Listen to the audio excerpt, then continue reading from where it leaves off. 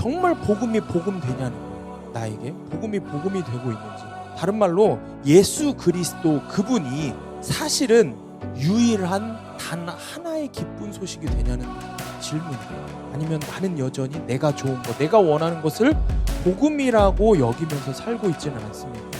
좋은 학교 들어가는 게 복음이고, 취직하는 게 복음이고, 돈 잘 벌고 시집 잘 가서 좋은 가정 꾸리는 게 복음이에요. 우리에겐 여전히 그게 복음이라는 거예요.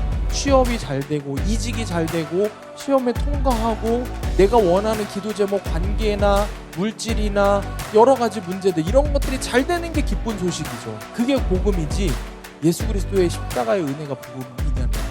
세상 성공이 내 뜻대로 되는 내 삶에 더 기뻐하지 않냐는 거예요. 그러니 그런 것들이 여러분에게 복음 아닙니까? 그러니 성경이 말씀하는 십자가 복음을 얘기해도 딱히 와닿지가 않는 거예요. 알고는 있으나 내 가슴을 치는 기쁜 소식이 되지 못하는 거예요. 왜? 너무 기쁜 소식이 많으니까. 너무 다른 복음이 많으니까. 나에게 다른 복음이 너무 많다라는 거죠.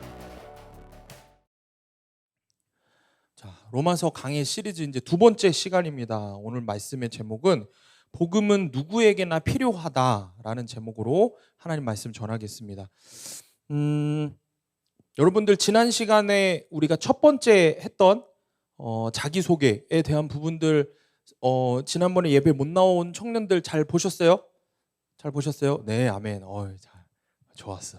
잘 보셨으면 오늘 또 두 번째 시간 강의이기 때문에 여러분들 잘 적으면서 설교 지금 주보에 적으셔도 좋고 태블릿 PC에 적으셔도 좋고 아니면 핸드폰에 큰 중요한 맥락들을 기록해 두셔도 좋습니다. 그런 식으로 잘 적어서 적용하면서 잘 보시기를 바라요. 로마서 묵상은 우리가 앞으로 계속해서 반복해서 할 거니까 잘 말씀을 정리해서 적어 놓으시기를 바랍니다. 자, 두 번째 시간 복음은 누구에게나 필요하다입니다. 자, 한 집사님이 한숨을 쉬면서 이런 이야기를 하셨다 그래요. 학교 다닐 때 성적도 그만하고 인물도 별로인 친구가 있었는데 동창회에서 그 친구를 보는 순간 마음이 우울해졌다라는 것입니다. 어디를 봐도 자기보다 못하던 그런 친구가 오랜만에 만났더니 재력 있는 남편을 만나서 좋은 집과 좋은 차와 좋은 옷을 입고 나타나서 동창회의 분위기를 압도했다라는 거예요. 더군다나 이야기를 들어보니까 그런 돈에 대한 것뿐만이 아니라 부부 금실도 좋은 것 같고 아이들까지 잘 자라서 명문대에 다닌다고까지 이야기를 했다고 합니다. 그러니 이 그리스도인으로서 친구에게 복음을 전하면은 이 말씀을 하신 집사님이 그리스도인으로서 친구에게 그 잘난 친구에게 복음을 전하면은 웃으면서 너나 잘 믿어 라고 할 것 같아서 복음을 전하지 못했다라고 합니다. 자, 사랑하는 여러분, 여러분은 이렇게 모든 것을 다 가진 듯한 친구가 있다면은 그 친구에게 당당하게 예수 그리스도의 십자가 복음을 전할 수 있겠습니까? 세상의 기준으로 모든 것을 다 가진 친구에게도 부족함이 없어 보이는 친구에게도 여러분들 당당하게 예수님의 십자가 복음을 전할 수 있겠냐라는 거예요. 또 다른 말로 하면은 잘 생각해 보세요. 그렇게 세상에 다 가진 것 같은 친구에게도 복음이 필요할까요? 자, 오늘 말씀을 들으면서 이 이야기를 잘 생각하면서 말씀을 잘 계속해서 들어보시길 바랍니다. 그들에게도 복음이 필요할까? 그들에게 그러면은 어떻게 복음을 전해야 할까? 라는 것을 생각을 하면서 오늘 말씀을 함께 나누기를 원합니다. 자, 첫 번째 우리가 기억을 해야 하는 것은 왜 복음이 필요한가입니다. 왜 복음이 필요한가? 자, 오늘 본문의 7절 말씀입니다. 자, 대지가 나눠져 있는데 그 큰 소주제들은 위에 오른쪽 상단에 계속 표시가 되어 있으니까 그걸 보시면서 잘 말씀을 들으시면 돼요. 자, 오늘 본문의 7절 말씀입니다. 제가 읽을게요. 로마에서 하나님의 사랑하심을 받고 성도로 부르심을 받은 모든 자에게 하나님 우리 아버지와 주 예수 그리스도로부터 은혜와 평강이 있기를 원하노라. 여러분, 인류가 세운 나라들 중에 가장 부국강병했던 나라를 꼽으라고 하면은 로마입니다. 우리가 뭐 역사 시간에 잘 공부를 했으면은 아니면 관심이 있다고 하면은 이 로마에는 여러 가지 특징들이 있는데 그 중에 대표적인 게 강한 군사력이에요. 강한 군사력과 함께 전 세계적으로 많은 영토를 확장할 수 있었던 그 밑거름이 된 것은 잘 정비된 도로였어요.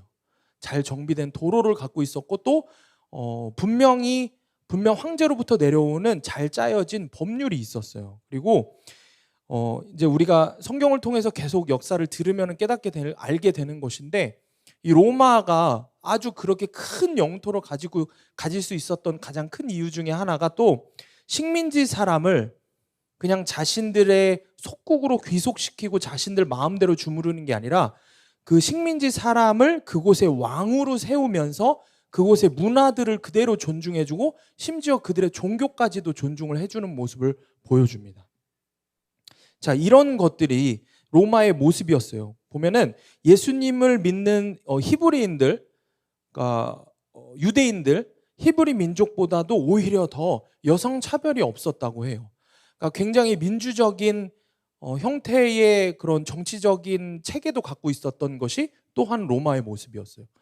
그러니까 사실 로마는 지금 따져도 그럴 만한 국가가 없다고 할 정도로 부국강병할 수밖에 없는 나라가 그런 제국이 로마 제국이었습니다. 그래서 당시에도 많은 사람들이 로마의 시민권자가 되기 위해서 안간힘을 썼다고 해요.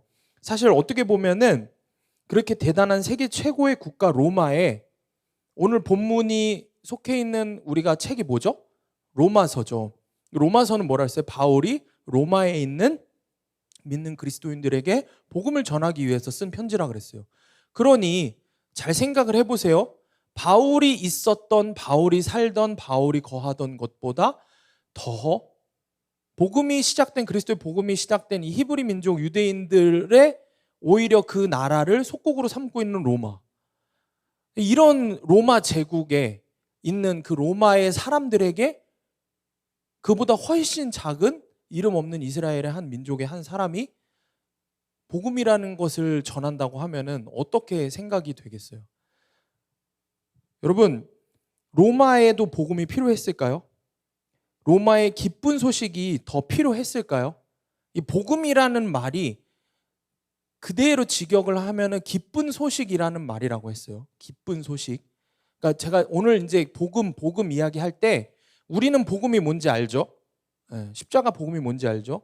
그런데 그것이 뜻하는 직역하는 단어는 또 기쁜 소식이에요. 그러니까 복음이라고 제가 이야기를 하면 여러분들 머릿속으로 복음 이퀄 기쁜 소식이라고 생각을 하면서 말씀을 계속 들어보세요. 자, 로마에 그런 기쁜 소식이 넘쳐날 것 같은 로마에 사도 바울이 전하는 복음이 필요했을까요? 사도 바울이 전하는 기쁜 소식이 필요했을까요? 한번 잘 생각을 해보시기를 바라요. 그런데 분명한 사실은 오늘 사도 바울이 로마에 복음을 전했죠. 그 이야기는 하나님께서 로마에도 복음이 필요하다라고 여기셨기 때문이라는 거예요. 대단한 로마 제국에도 복음은 당연히 필요했습니다. 여러분, 바울은 태어날 때부터 로마의 시민권을 가졌던 사람이에요. 그런 그가 예수 그리스도의 종, 새 한 마리 값밖에 되지 않는, 지난 시간 우리가 나눴죠? 둘로스라 그랬어요. 이 둘로스와 또 죽음을 각오한 사도, 기쁜 소식을 목숨을 걸고 전했던, 마라톤 전했던 그 사도, 그러한 사도로 본인이 자처한 이유가 무엇입니까? 복음의 위력을 알고 있었기 때문이에요. 복음의 위대한 무한한 능력을 알고 있었기 때문이라는 것입니다. 그렇기 때문에 세상의 기준으로 아무리 강대국 로마라고 할지라도 그들에게 더욱 절실하게 복음이 필요하다라는 것을 사도 바울은 알고 있었던 것입니다. 로마가 자랑하는 세상적인 풍요로움과 성공은 사실 시간이 지나면은 언젠가는 썩어 없어질 것이라는 사실을 알고 있었죠. 여러분, 이 놀라운 사실, 이런 놀라운 진리들이 사도 바울이 어떻게 깨달았습니까? 자기가 먼저 그것을 경험해 봤기 때문이에요. 누구보다도 사도 바울 본인이 세상의 허무함을 깨달아 봤어요. 모든 걸 다 누려봤던 자이기 때문에. 세상의 허무함을 누려봤고 그리고 반대로 복음의 십자가 복음의 능력을 또한 경험을 해봤기 때문에 알고 있었던 거예요. 그 강대국 로마에도 반드시 복음이 필요하다는 것을. 사실 이 사도 바울 역시도 그렇게 자랑하던 로마의 시민권도 있었고 뛰어난 학식도 있었고 그랬는데 그가 어떠한 행동을 했어요? 믿는 자를 핍박하고 예수 잘 믿는 누굴 죽였어요? 스데반 집사를 죽였어요. 사도행전에 보면은 스데반 집사를 죽이고 사람들이 죽이는 무리 돌로 쳐 죽이는 극우파 유대인들이 있었단 말이에요. 그 유대인들이 있을 때 그들의 옷을 들고 뒤에 서서 이렇게 지켜보고 사실은 학자에 따라 다르지만 그들을 조정했다고 하고 컨트롤하고 명령을 내린 것이 사울일 거라 바울일 거다라는 추측들이 있어요. 그러니까 그들 중에 한 무리였던 거예요. 바울이. 무슨 뜻이에요? 앞장서서 스데반을 죽이고 앞장서서 교회를 핍박하고 앞장서서 예수 믿는 자를 핍박했던 게 모든 걸 다 가졌던 로마의 시민권을 포함해서 모든 학식을 갖고 있었던 바울이 했던 행동인 거예요. 그러니 예수 그리스도를 만나고 나니 어떻게 됐을까요? 그 모든 것들이 허무한 것이라는 것을 알게 됐죠. 그래서 지난 시간에 이야기했죠. 사도 바울이 그런 것들을 배설물처럼 똥으로 여겼다고. 그러고 나니 십자가 복음밖에 필요하지 않구나라는 것을 분명히 알게 되는 거예요. 그래서 진짜 이 로마에게도 필요한 것은 복음이다라는 사실을 깨달았다라는 것입니다. 김영재 목사님 책을 보면은 재밌는 예화가 나옵니다. 해밍웨이에 대한 이야기인데 해밍웨이의 단편 세계의 수도라는 책에 이런 내용이 있다고 해요. 아들이 집을 나가서 너무 괴로워하던 아버지가 있었는데 아버지가 가출한 아들과 화해를 하고자 신문에 이런 광고를 냈다고 해요. 화요일 2시에 몬타나 호텔에서 만나자. 내 아들 파코야, 내가 너를 다 용서했다. 이런 광고를 냈다고 해요. 아버지가 집 나간 아들을 찾기 위해서. 그런데 약속한 날이 됐을 때 호텔에 갔더니 놀라운 일이 벌어졌어요. 어떤 놀라운 일이 벌어졌을까? 파코란 이름을 가진 젊은이 800명이 찾아왔대요. 그 신문을 보고, 신문 기사를 보고, 신문 광고를 보고 800명이나 되는 파코라는 이름을 가진 남자들이 찾아오는 거예요. 왜냐하면 사실 스페인에는 파코라는 이름이 우리로 얘기하면 철수와 영희라고 표현을 하셨는데 그냥 흔한 이름이 파코라고 해요. 그러니 수많은 파코들이 온 거예요. 그리고 또 무엇을 의미하겠어요? 수많은 파코들이 동일한 생각들을 갖고 있었다라는 거예요. 부모님과의 관계에서 세상을 쫓아나갔지만 그 모든 것이 허무하다는 걸 알고 아버지 품으로 오고 싶었던 파코가 800명이었던 거예요. 세상의 허무함에 대해서 이야기를 하고 있습니다. 여러분, 이 이야기가 주는 교훈이 무엇인지 잘 한번 생각해 보시길 바라요. 우리가 좋은 부모가 있어도 아무리 잘 길러주고 챙겨줘도 다 가진 것 같아도 결국 인간이 어리석기 때문에 이 세상이 전부인 것처럼 하나님을 떠나서 부모를 떠나서 방황을 한다는 거예요. 뭐가 뭔지도 모르고 헤매는 게 바로 우리 인생이라는 것입니다. 그러니 그 세상이 허무하다는 것을 언젠가는 깨닫게 되는 거라는 거죠. 그래서 800명의 파코가 그것을 증명해 준다라는 것입니다. 그러므로 고통스러운 고난이 계속해서 있을 수밖에 없는 우리의 인생사가 정말 하나님 안에서 축복이 되기 위해서는 무엇이 필요할까요? 주님 안에서 내 죄를 보는 은혜가 있어야 한다라는 거예요. 내 죄를 깨닫고 나면 나 같은 죄인을 살려주신 은혜 때문에 내가 무엇을 하든 복음을 전하고 영혼을 살리는 것이 내 삶의 목적이 되는 거예요. 무슨 얘기냐면 세상에 썩어 없어질 것들을 돈과 명예와 성공과 안락한 삶, 평화로운 가정, 나의 아름다운 미래 이런 것들, 세상의 기준으로 그런 것들만 쫓아서 일개미처럼 그 개미지옥에서 계속 그냥 살던 내가 그 허무함을 깨닫게 되고 그리스도인으로서 복음을 만나고 말씀을 통해서 내 죄를 깨닫기 시작하면은 복음을 전해야 한다라는 분명한 사명이 생긴다라는 것입니다.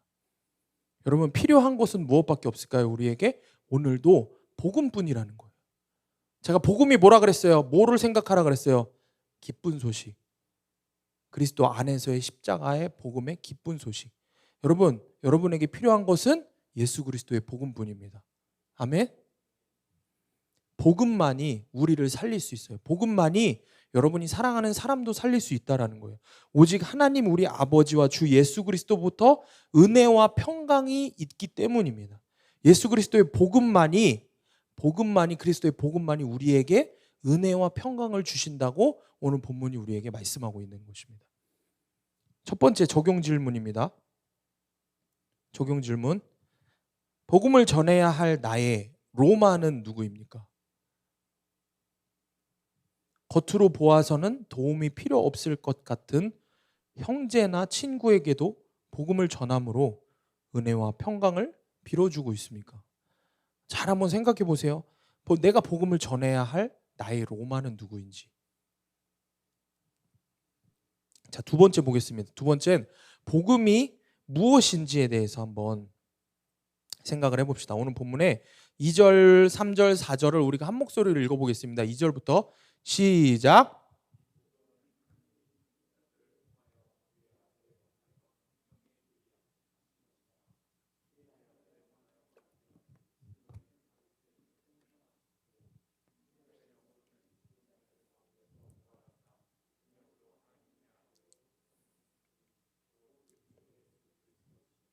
아멘.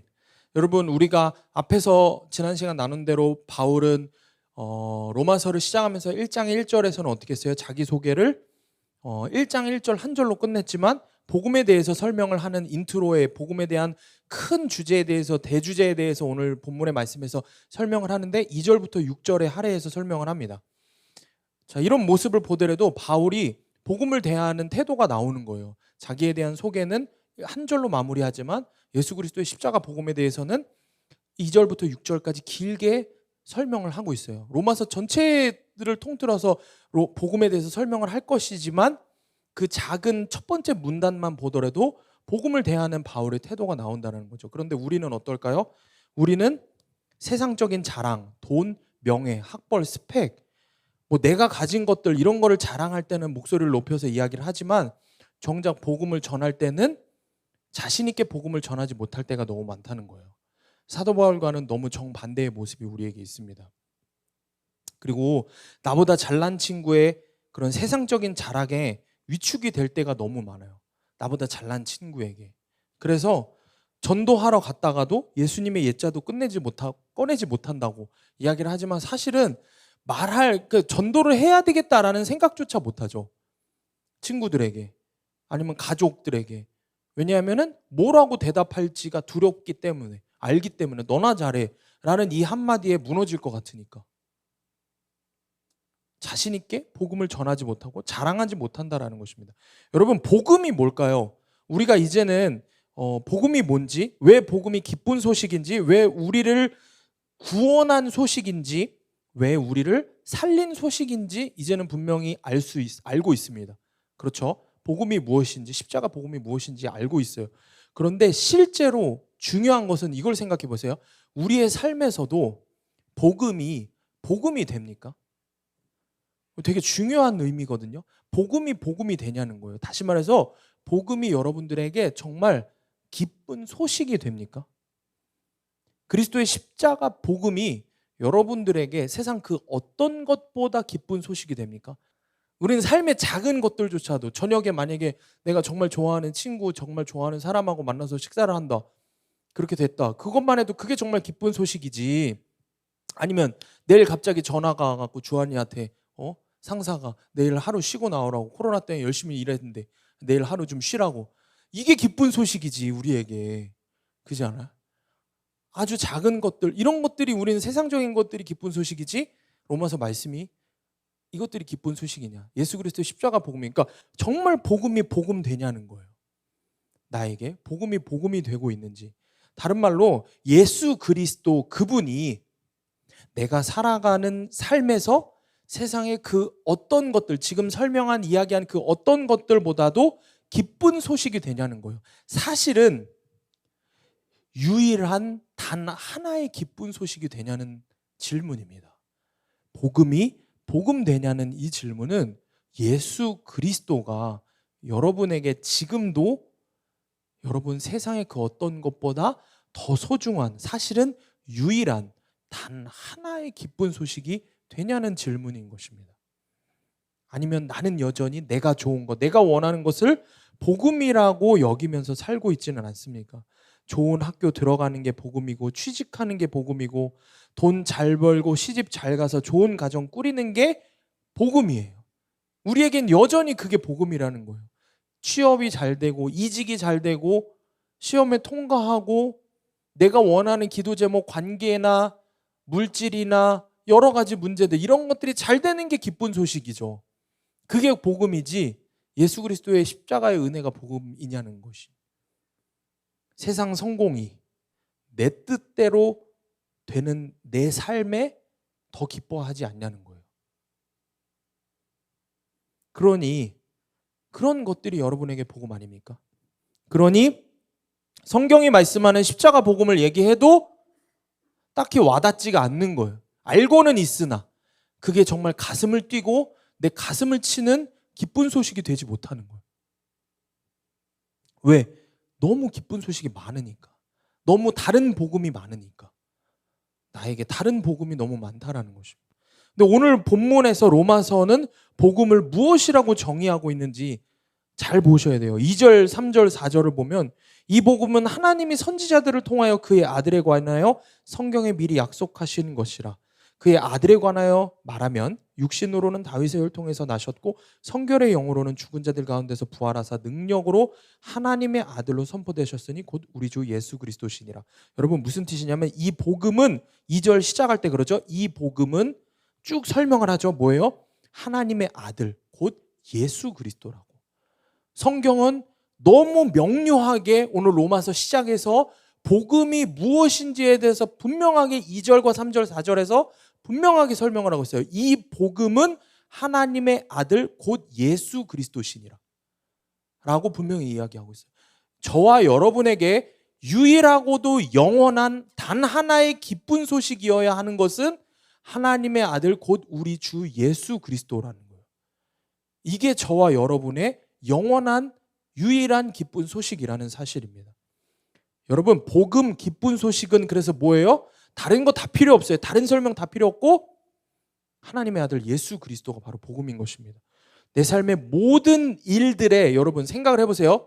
여러분, 세상에 여러분 모든 일들에 예수 그리스도를 대입해 보세요. 지금부터. 여러분의 삶의 일들에 예수 그리스도를 대입해 보시길 바라요. 여러분의 모든 일들이 기쁜 소식이 된다라는 거예요. 반대로 보세요. 세상에서 내가 원하는 기준의 기쁜 소식들이 있어요. 취업 성공, 사업 성공, 결혼 성공, 사람들과의 관계에서의 성공, 물질의 풍요로움의 성공, 이런 것들. 자, 이런 것들이 다 여러분들에게 지금까지 기쁜 소식이었어요. 기쁜 소식이었어요. 이런 것들이. 그런데 그런 것들에서 예수 그리스도가 빠졌다라고 생각을 해보세요. 여러분들이 지금 갖고 있는 기쁜 소식이라고 생각하는 그런 것들에 예수 그리스도가 빠졌다라고 없다고 생각을 해보세요. 예수 그리스도가 빠졌으면 그것은 사실 전혀 기쁜 소식이 아니라는 것입니다. 여러분의 삶의 모든 것들에 예수 그리스도가 계셔야 그래야 참되게 기쁜 소식이라는 거예요. 보세요. 이렇게 이야기하면은 전사님은 사업 성공하면 안 되고 취업 성공하면 안 되고 연애 성공하면 안 된다라고 얘기하는 건가? 그냥 무조건 교회 나와서 예수만 하면 된다는 건가? 그런 말이 아니에요. 사업도 성공해야 되고 여러분 취업도 성공해야 되고 당연히 세상에서 그리스도인 하나님 자녀답게 세상 사람들이 누리는 것보다 더 귀한 행복을 누리면서 복을 누리면서 살아야 되는 거예요. 근데 문제는 그것들의 중심에 예수 그리스도가 있어야 한다라는 거예요. 변하면 안 된다라는 거예요. 그 모든 것들의 성공과 우리가 느끼는 즐거움에 예수 그리스도가 항상 중심에 있어야 한다는 거예요. 그게 없으면은 아무리 성공을 해도 망한 인생이고 비참한 인생인 거예요. 그리스도인으로 사는 것만 봐도 그래요. 예수 그리스도 없으면 평생 열심히 신앙생활하고 교회에서 칭찬 듣고 하는 인생이었어도 지옥 가는 인생 되는 거예요.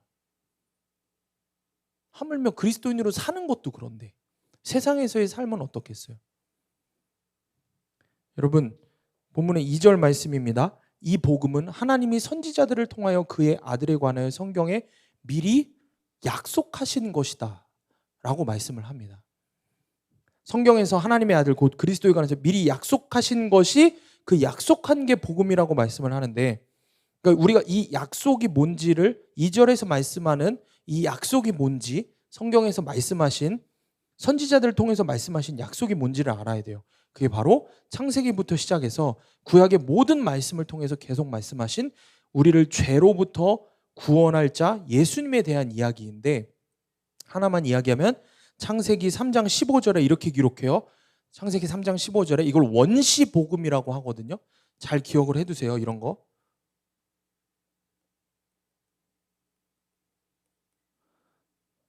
가장 첫 번째 복음이라고 하거든요. 원시 복음이라고 하거든요.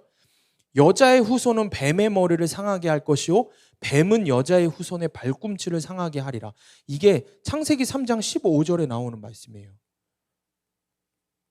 창세기 3장 15절에 나오는 말씀인데 잘 기억을 해두셔야 돼요. 글씨 잘 보이시나요? 근데 좀 크게 써야 되겠다.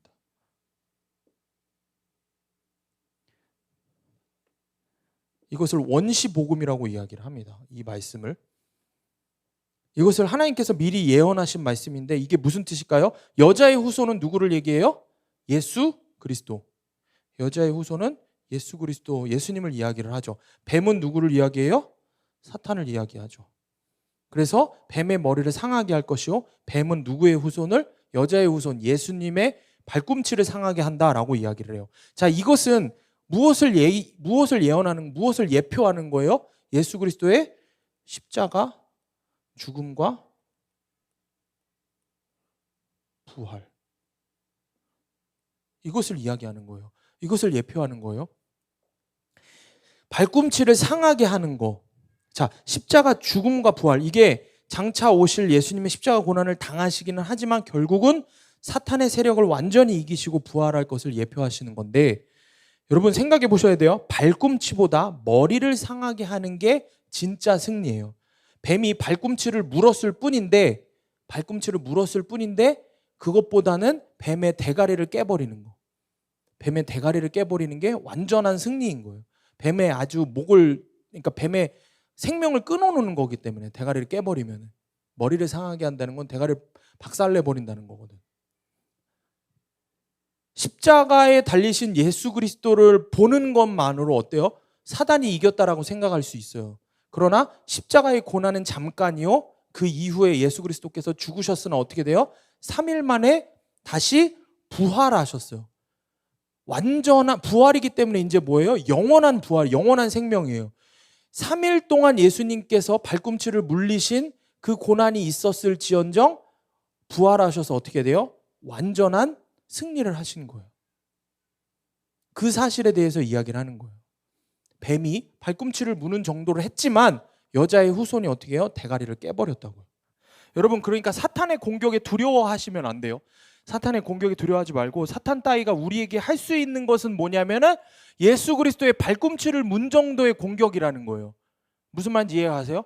사탄이 여러분들에게 고작 할 수 있는 거라고는 여러분의 발꿈치를 무는 것 정도의 고난밖에 없다는 거예요. 근데 우리는 그 고난에 벌벌 떠는 거예요. 사실은 근데 사탄 걔가 할 수 있는 건 그거밖에 없는 거예요. 근데 우리는 어떻게 할 수 있어요? 사탄의 대가리를 부셔버릴 수 있는 거예요.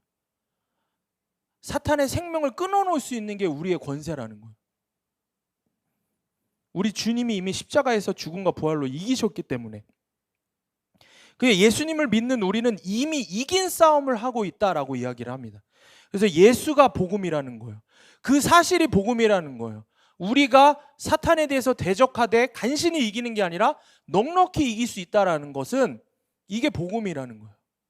예수 그리스도께서 그렇게 이기셨기 때문에. 근데 우리는 어때요? 세상의 복음, 세상의 기쁜 소식에 어때요? 벌벌벌벌 떨잖아.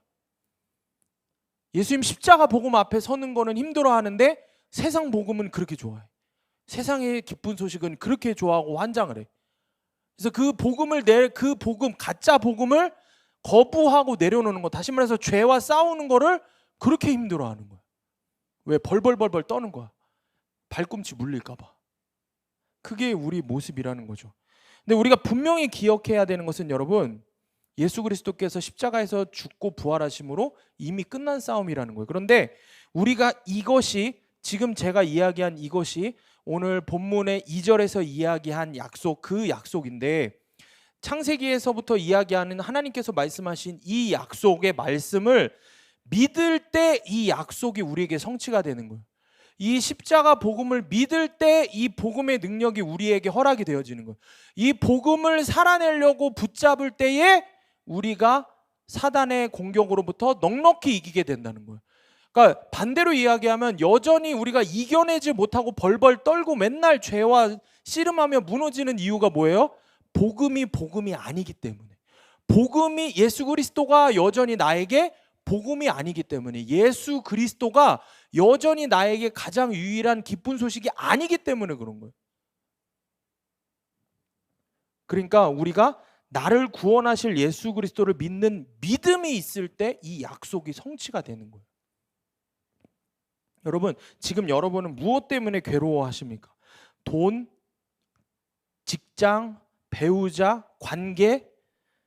그런데 그 어려움 속에서 여러분, 말씀을 통해서 내 죄가 보이지 않는다면 약속의 말씀이 성취가 되지 않는다라는 거예요. 오늘도 다른 사람 볼 게 아니라 이제 그만 다른 사람의 죄 보지 말고 내 죄만 보는 은혜가 있어야 복음이 실제가 되는 거예요.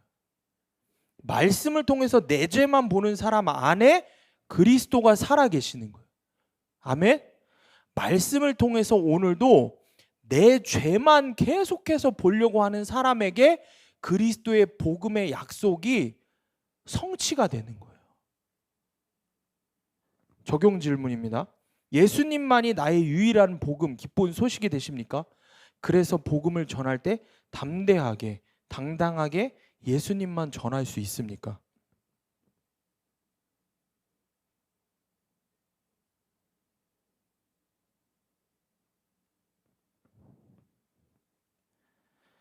자, 세 번째, 믿음의 혈통이 중요하다라고 했습니다. 오늘 본문의 3절 말씀 큰 소리로 함께 읽어보겠습니다. 시작.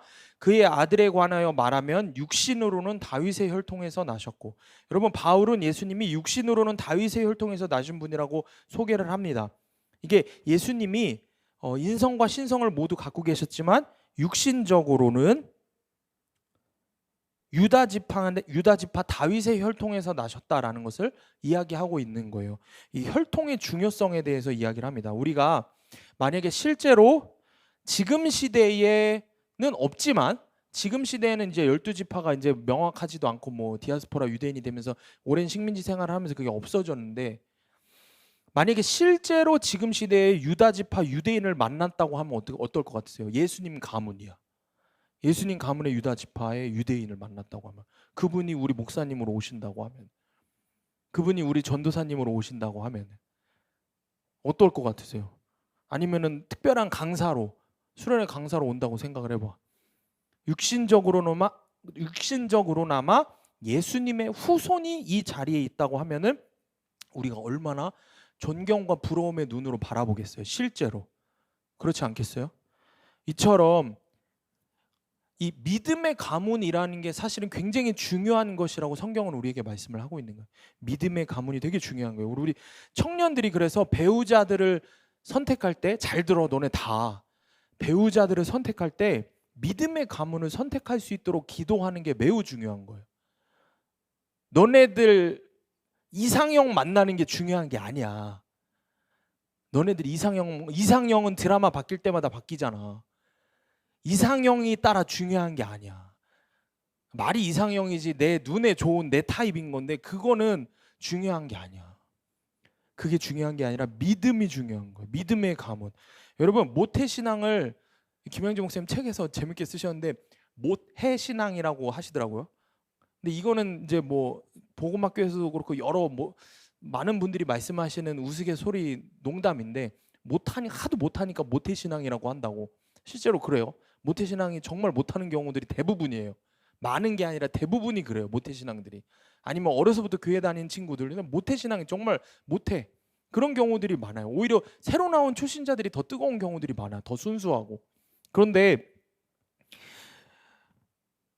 김영준 목사님은 그렇게 얘기를 하시더라고. 모태신앙이라고 하지만 그래도 때가 되면은 빨리 돌이켜서 모태에서 할 수 있다 신앙으로 바뀌는 게 모태신앙의 저력이라는 거야. 뭐냐면 주님 만나면은 주워 들었던 풍월이 힘으로 작용을 하는 거예요. 믿음에. 보고 자란 믿음이. 그런 것들이라는 거죠. 은혜 받고 나면은. 믿음의 집안에서 보고 자라는 게 그래서 얼마나 중요한지 몰라요. 이게 사랑으로 다 극복할 것 같아 보이지만 가치관이 다른 믿음 없는 집안에 시집장가 가면은 그런 것 때문에 문화 차이 때문에 힘든 거예요. 간단한 걸로 대부분 어때요? 집안 행사들을 주일에 한단 말이에요. 믿지 않는 사람들은.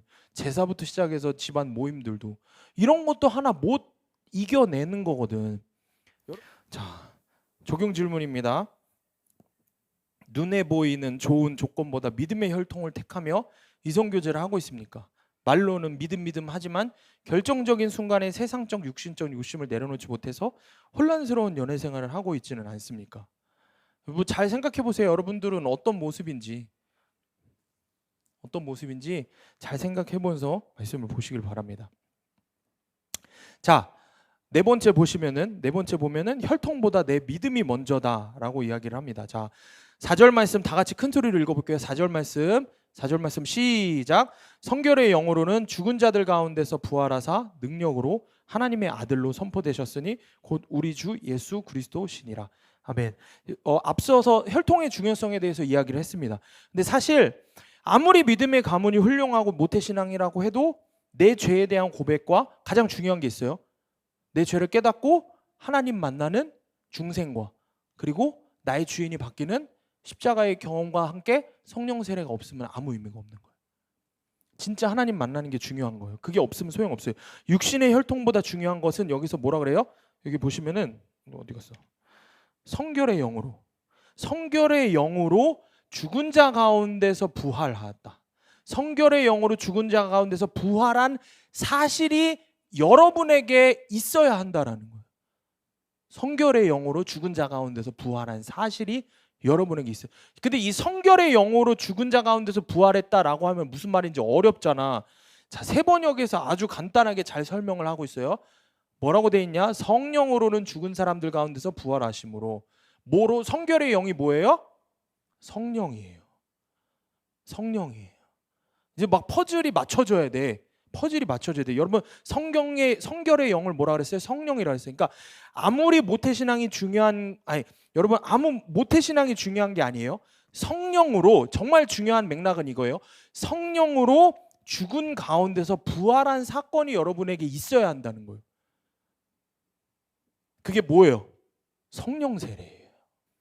성령으로 죽은 자 가운데서 부활한 사건, 그러니까 성령으로 십자가에서 죽고 성령으로 십자가에서 부활한 사건이 여러분에게 있어야 하는 거예요.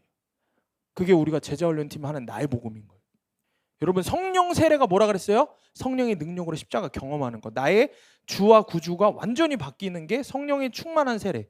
자, 그러니까 여전히 이 성령의 충만한 세례를 받지 못한 사람들은 말씀으로 내 죄를 보고 성령의 능력으로 죽은 가운데서 부활한 사건을 경험해야 한다라는 거예요. 내 능력이 아니라 그리스도 십자가 능력으로 죽은 가운데서 살아나야 하나님의 아들로 그때야 비로소 인정이 되는 거예요. 여러분 마음에 새기기를 바랍니다. 내 삶에 불확실하고 혼란스럽던 것들이 예수 그리스도를 통해서 확실해지는 것, 성령으로 확실해지는 것, 이게 바로 복음이라는 거예요.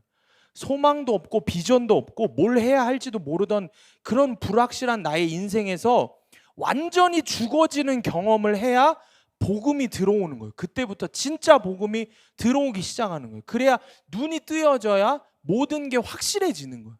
흐리멍텅했던 거 가끔씩 와서 때에 따라 은혜 받고 울면서 기도하고 그런 식으로 했던 거에서 완전히 십자가 앞에 꼬꾸라져서 나의 자아가 죽고 성령의 은혜로 성령 세례로 다시 부활해서 이제는 옛사람이 아니라 새 사람으로 거듭난 사람으로 살아가는 그 성령 충만한 인생이 삶이 되어야 눈이 확연히 떠지는 거예요. 복음에 대해서 확연히 떠지는 거예요. 그때부터 말씀이 들리는 거고 그래야 내 죄가 더욱더 보이기 시작하는 거예요. 내가 예수와 함께 죽는 십자가를 인격적으로 경험해야 그리스도의 복음이 비로소 이해가 되는 거예요. 그러니까 죽어짐이 없는 사람은 이걸 깨닫지 못하는 거예요. 여러분 창세기 15장 13절에서 이렇게 기록합니다. 너는 반드시 알라 네 자손이 이방에서 객이 되어 그들을 섬기겠고 그들은 400년 동안 너의 자손을 괴롭히리니 라고 말씀하셨어요. 여러분 이스라엘 백성들은 애굽에서 노예 생활을 하면서 어때요? 고난을 겪은 그 오랜 시간 동안 고난을 겪은 후에야 비로소 약속의 땅을 소망하게 돼요. 고난이 있었어야 지금까지의 고난이 있었어야 약속의 땅 하나님 나라를 소망하게 되는 거예요. 그러니까 내가 지금까지 예수 그리스도의 십자가를 경험하기 전에 그 저주받은 죄에 묶였던 인생들이 있었어야 내가 예수 그리스도의 십자가를 붙잡는 거예요. 그러니까 고난이 있어야 십자가를 붙잡는 거예요. 십자가를 붙잡고 어떻게 해요? 하나님 나라를 소망하게 되는 거예요. 하나님 자녀로 살고 싶은 매일매일 말씀으로 성령 충만하고 싶은 마음이 생기는 거예요. 그러니까 우리 가운데 고난이 축복인 거예요. 적용 질문입니다. 성령이 임하기를 예수 그리스도와의 인격적인 만남이 있기를 기도하고 있습니까? 매일 성령의 충만한 세례를 위해서 말씀으로 큐티하고 적용하고 말씀으로 살아내고 있습니까? 자, 이제 마지막 5번째입니다. 복음은 나를 통해 전해져야 합니다. 굉장히 중요한 결론입니다. 복음은 나를 통해 전해져야 합니다. 자, 5절 말씀 제가 읽어볼게요. 그로 말미암아 우리가 은혜와 사도의 직분을 받아 그의 이름을 위하여 모든 이방인 중에서 믿어 순종하게 하나니. 아멘. 자, 오늘날을 뭐라고 이야기하냐면 만인 제사장 또는 만인 사도의 시대라고 이야기합니다. 하나님이 예수 그리스도를 통해서 우리에게 은혜와 사도의 직분을 주셨어요.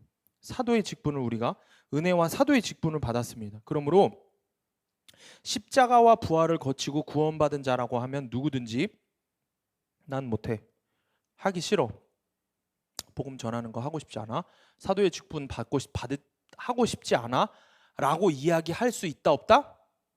없다. 하면 안 된다가 아니라 할 수 없다야. 자, 우리가 좀 말씀을 쪼개서 빨리빨리 살펴볼게요. 이방인 중에서라고 합니다. 자, 이 이방인 중에서라는 말은 뭘 의미할까요? 유대인을 포함한 모든 국가를 이야기하는데, 다시 말해서 이방인이라는 이야기는 우리에게 적용을 하면 온 열방을 이야기하는데 너무 거창하죠? 여러분들 삶 속에서 만나는, 여러분들이 관계하는 사람들 모두에게 그리스도를 전해야 하는 거예요. 복음을 전해야 한다고 하면은 1차적으로 떠오르는 거는 이제 내 가족들과 내 친구들과 주변의 사람들이죠.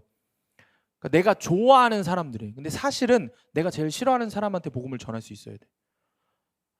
내가 제일 싫어하는 사람에게 하나님의 은혜를 전할 수 있어야 돼. 그 사람도 살아야 되니까. 그 주님이 가장 기뻐하시는 거예요. 모든 열방에게라는 말은 그런 걸 의미하고 있습니다.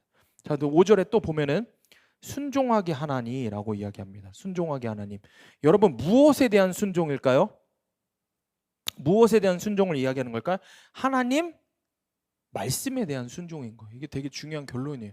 매일매일 우리에게 주어지는 말씀에 대한 순종이 우리에게 있어야 한다는 거예요. 그래야 복음이 전해지는 삶을 살 수 있는 거예요. 말씀에 대한 순종, 내게 주어지는 환경에 대한 순종이어야 돼. 그러니까 말씀에 대한 순종이 없으면은, 잘 들어보세요. 여러분, 말씀에 대한 순종이 매일매일 큐티하면서 주시는 그 말씀에 대한 그 작은 순종부터가 없으면은 여러분들 환경에 일어나는 고난 가운데 순종은 없어요. 그런 일은 일어나지 않아요. 여러분들 말씀에 대해서 여러분들이 적용한다고 했던 것들조차도 순종하지 못하면 여러분 삶에 나타나는 환경의 어려움에 대한 것들에 대한 하나님의 말씀에 대해서는 순종할 생각도 못해요. 그러니까 말씀에 대해 먼저 순종을 해야 된다는 거예요. 그래야 환경에서 그걸 이겨낼 수 있는 믿음이 생기기 시작하는 거예요. 말씀에 불순종하기 때문에 어때요? 삶에 일어나는 사건에서도 불순종하게 되는 거예요. 하나님 말씀에 관심이 없기 때문에 환경과 사건을 어떻게 해요? 하나님의 뜻으로, 하나님의 은혜의 그 계획 안에 있는 것으로 받아들이지 못하고 하나님께 어떻게 대들고 원망하는 거예요. 이게 딱 우리의 모습이었던 거예요. 이전에 우리의 모습. 지금은 이제 이걸 싸우고 있는 거죠. 우리가 하나님 말씀 큐티하면서 책에 보면은 레오나르도 다빈치 최후의 만찬에 대한 예화가 나옵니다. 뭐냐면 이 다빈치가 최후의 만찬을 작업할 때 있었던 일이래요. 다빈치가 가장 먼저 예수님을 그리기로 하고 그 모델로 이름이 피에트로 반디네라는 그리스도인을 모델로 삼아서 예수님의 모습을 완성했대요. 반디네라는 한 청년을 얼굴을 그려서 예수님의 그 모습을 완성을 했대요. 자, 이후에 다른 제자들도 다 그리고 이제 마지막 누구만 남았냐면 가룟 유다만 남았대. 중요하잖아. 예수님과 함께 또 중요한 게 가룟 유다일 거 아니야? 이 가룟 유다가 남았는데 가룟 유다 모델을 도무지 찾을 수가 없는 거야. 아니 다빈치가 뭐 그냥 동네에서 그리는 사람도 아니고 얼마나 중요하게 생각을 하고 신중하게 그릴 사람을 찾겠어요, 모델들을.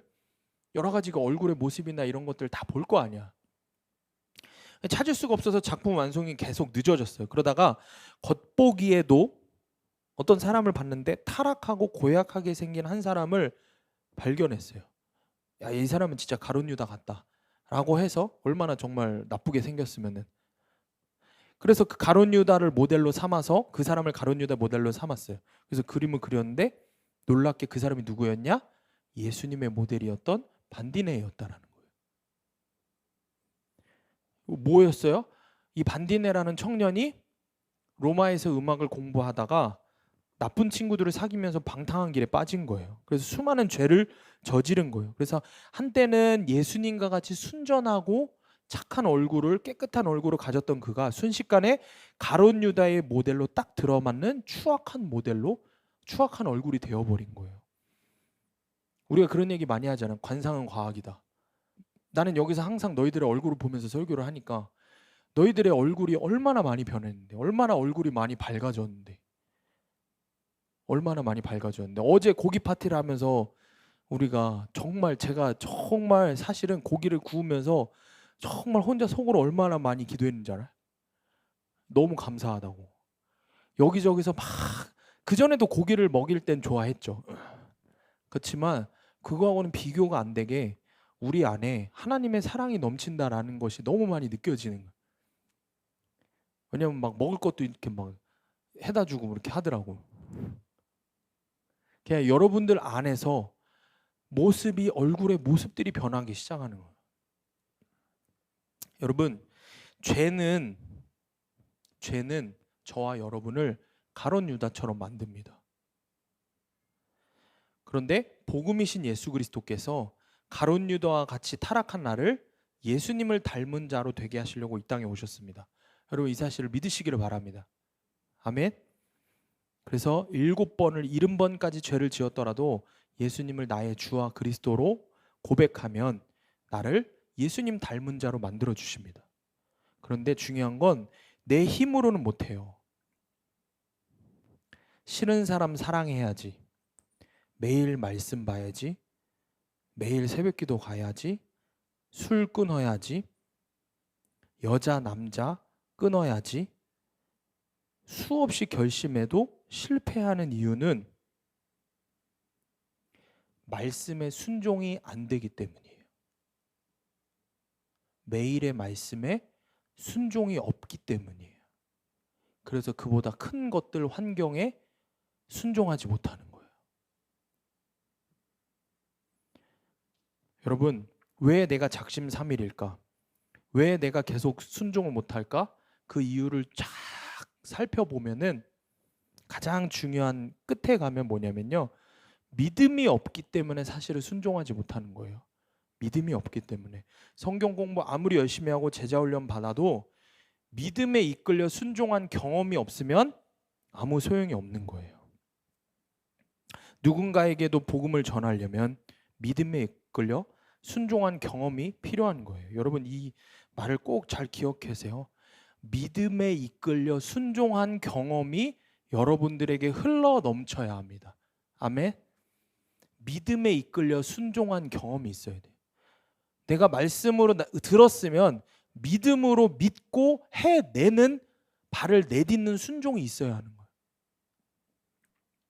여러분, 이 믿음이 있어야 복음을 담대하게 전할 수 있어요. 이 믿음에 순종을 했던 경험이 있어야 세상 눈치 안 보고 사람 눈치 안 보고 복음을 전할 수 있고 복음을 살아낼 수 있어요. 여러분, 복음 자체가 기쁜 소식인데 왜 벌벌 떨면서 주눅 들면서 눈치 보면서 전합니까? 복음이 기쁜 소식이라고 하면서, 나를 살린 소식이라고 하면서 왜 주눅 들고 왜 벌벌 떨면서 전할까 전하지 못할까 이것도 못하고 있을까요? 이게 말이 안 되는 거예요. 복음이 되어야 돼요. 내 안에 먼저. 그러려면 믿음으로 순종해야 돼요. 믿음으로 순종하는 경험이 있어야 여러분 복음이 여러분 안에서 실제가 되는 거예요. 다시 말해서 예수가 실제가 되는 거예요. 믿음으로 순종해야. 6절 말씀을 보면 너희도 그들 중에서 예수 그리스도의 것으로 부르심을 받은 자니라. 다 같이 큰 소리 읽어볼게요. 6절 시작.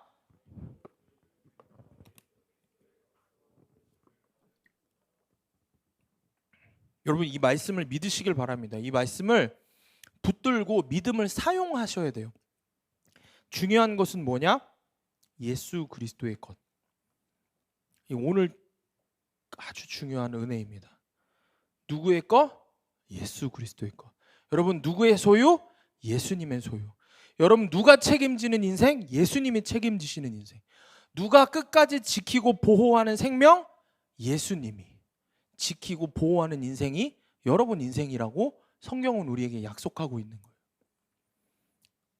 저와 여러분은 예수 그리스도의 것입니다. 예수 그리스도의 것으로 부르심을 받은 자들이에요. 뭐예요? 주님의 손아귀에 잡힌 자들이라는 거예요. 그런 우리가 우리의 주님이시고 구원자 되신 예수 그리스도를 전하는 그 복음의 일에 우리의 전부를 드리는 것은 당연한 거예요. 주님이 나를 예수 그리스도의 것으로 부르셨습니다. 아멘. 예수님의 것으로 여러분들을, 저와 여러분을 부르셨어요. 창조주 하나님이 세상의 모든 것의 주인이 오늘 말씀을 통해서 여러분에게 뭐라 그래요? 넌 내 거야 라고 말씀하고 계세요. 이 믿음이 있어야 돼요. 이 믿음으로 순종하는 거예요. 여러분 그렇기 때문에 오늘 로마서 독자인 로마에게도 복음이 필요한 거예요. 세계 최고의 강대국에도 복음이 절실히 필요한 것입니다. 이 믿음의 근거는 뭐냐? 6절 말씀에 너희도 그들 중에서 예수 그리스도의 것으로 부르심을 받은 자니라. 주님이 저와 여러분에게 그리고 세상에 대해서 말씀하십니다. 너는 내 거다 라고 말씀하십니다. 여러분 복음을 전하는 삶이 되어야 한다라는 거예요. 복음을 살아내는 삶이 되어야 한다라는 것입니다. 다시 말해서 복음이 되어야 돼요. 여러분에게 복음이 진짜 복음이 되는 역사가 있어야 넌 내 거다라는 주님의 그 말씀을 믿음으로 취해서 믿음으로 순종하는 그 역사가 우리에게 일어날 수 있다는 것입니다. 마지막 적용 질문입니다. 내가 누구의 것으로 부름받기를 원하십니까? 잘생긴 애인이나 남편, 명문대, 대기업의 것으로 부름받고 싶습니까? 창조주 예수님의 것은 내 신분을 인식하며 스스로를 귀하게 여깁니까? 오늘 말씀을 보면은 택정함을 입었어요. 당신의 자녀로 사도로 부르심을 받고 자녀로 택정함을 믿고 은혜의 사도의 직분을 받고 예수 그리스도의 것으로 부르심을 받고 하나님의 사랑하심을 받고 성도로 부르심을 받았어요. 자, 어때요? 한번 봐보세요. 제가 왜 노란색으로 해놨을까요? 입고 받고 받은. 다 뭐예요?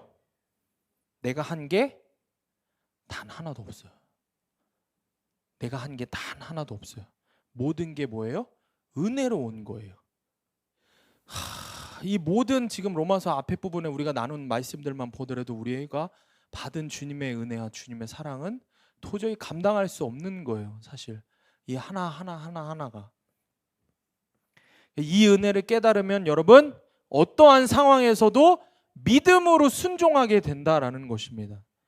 그런 자에게 오늘 말씀하신 영원한 평강, 세상이 줄 수 없는 평강을 주신다는 것입니다. 왜 주님이 우리를 먼저 부르셔서 이 복음의 영광, 복음의 은혜를 누리게 하셨을까요? 우리를 통해서, 나를 통해서 그 영광스러운 복음이, 나를 살린 복음이 전해져야 되기 때문입니다. 로마인에게도, 나보다 학벌이 좋은 친구에게도, 나보다 돈을 잘 버는 친구에게도, 나보다 세상에서 잘 나가고 인기 있는 친구에게도 모두에게 복음이 필요하다라는 것입니다. 복음만이 우리를 하나님께 평강으로 인도하기 때문입니다. 아멘. 이 말씀을 기억하시면서 우리에게 주신 주님의 은혜를 잘 누리면서 사도의 직분, 복음을 전하는 복음이 복음되는 삶을 살고 복음을 전하는 삶을 살아가는 저 여러분이 되기를 원합니다. 아멘. 함께 기도합시다.